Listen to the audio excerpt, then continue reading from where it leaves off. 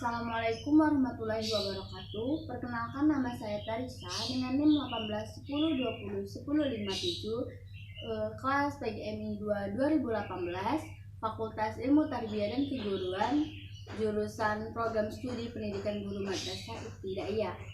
Baiklah, pada kesempatan kali ini saya akan mempresentasikan judul yang saya ambil ialah komparasi hasil belajar matematika ditinjau dari tingkat motivasi dan gaya belajar pada siswa di SD Tunas Teladan Palembang. Pendahuluan. Latar belakangnya, tinggi rendahnya motivasi belajar seseorang cukup menentukan keberhasilan belajar. Bahkan, seseorang yang cerdas juga dapat gagal karena kurangnya motivasi belajar, sehingga penumbuhan motivasi belajar harus selalu diperhatikan guna mencapai hasil belajar yang optimal. Setiap individu memiliki keunikan tersendiri. Dapat dipastikan bahwa gaya belajar pada masing-masing individu juga berbeda-beda. Misalnya, gaya belajar seseorang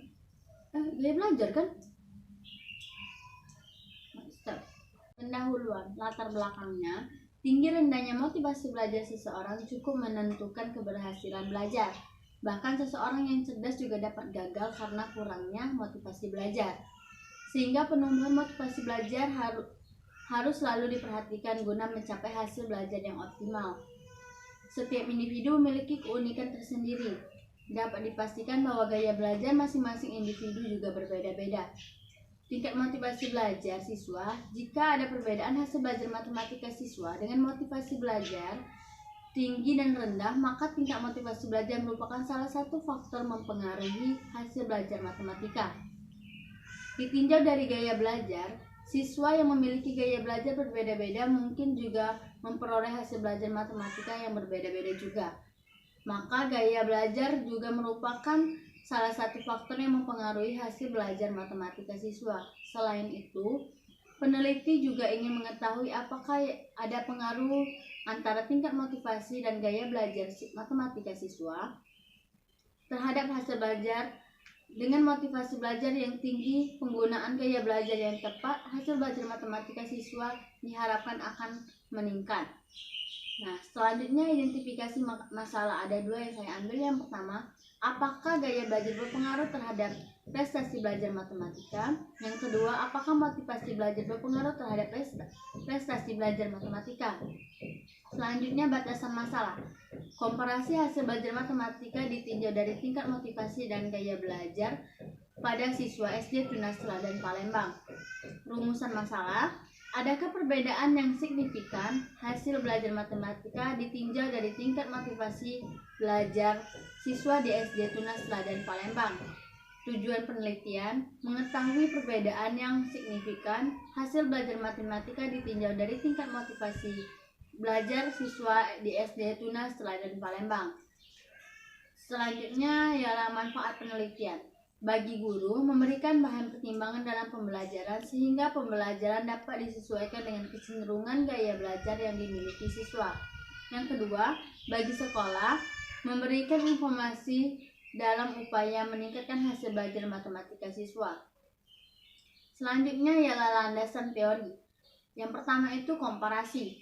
Penelitian komparasi adalah penelitian yang dimaksudkan untuk mengetahui dan atau menguji perbedaan dua kelompok atau lebih. Penelitian komparasi juga adalah penelitian dilakukan untuk membandingkan sesuatu variabel atau objek penelitian antara subjek yang berbeda atau waktu yang berbeda dan menemukan hubungan sebab akibatnya.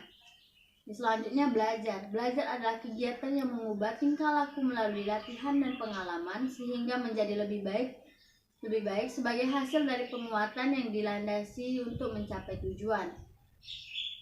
Selanjutnya, motivasi. Motivasi merupakan adanya dorongan di dalam diri untuk melakukan sesuatu.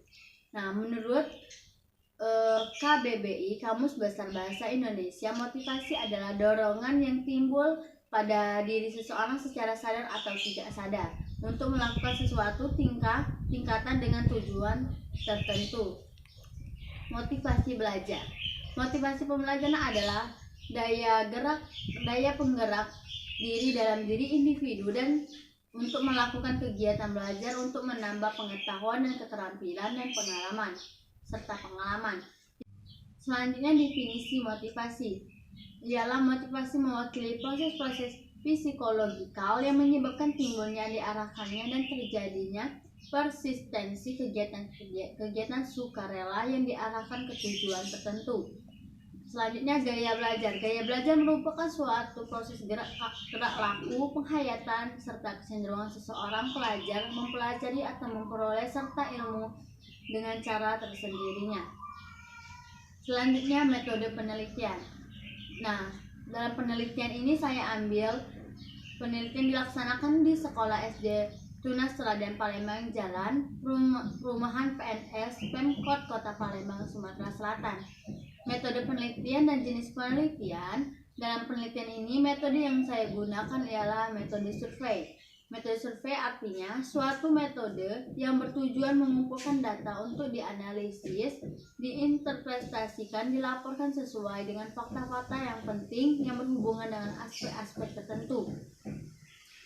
Jenis penelitian kuantitatif yaitu penelitian yang didasarkan oleh konsep positivisme yang bertolak dari asumsi bahwa realita bersifat tunggal, fiket, stabil, lepas dan kepercayaan dan perasaan individual. Populasi dan sampel penelitian. Populasi adalah suatu penduduk yang dimaksudkan untuk diselidiki. Dalam penelitian ini yang terjadi populasi penelitian adalah pada siswa di SD Tunas Teladan Palembang. Sampel dan teknik sampling. Pengertian sampel menurut Sustrisno Hadi 1987 adalah sebagian individu yang diselidiki. Adapun teknik yang digunakan dalam penelitian ini adalah dengan teknik total sampling, yang yaitu pengambilan sampel secara keseluruhan dari semua anggota populasi. Selanjutnya, variabel penelitian. Teknik analisis data dengan analisis variasi dua jalan sel tak sama. Sebelum data dianalisis harus dilakukan uji persyaratan, yaitu uji normalitas dan homogenitas. Dan terakhir ialah metode analisis data. Dalam penelitian ini, analisis data yang digunakan adalah analisis statistik, yaitu dengan cara-cara ilmiah yang dipersiapkan untuk mengumpulkan, menyusun, menyesuaikan, dan menganalisa data penyelidikan yang berupa angka-angka. Mungkin cuma itu yang dapat saya jelaskan dalam judul yang saya ambil. Bila ada salah kata, saya mohon maaf.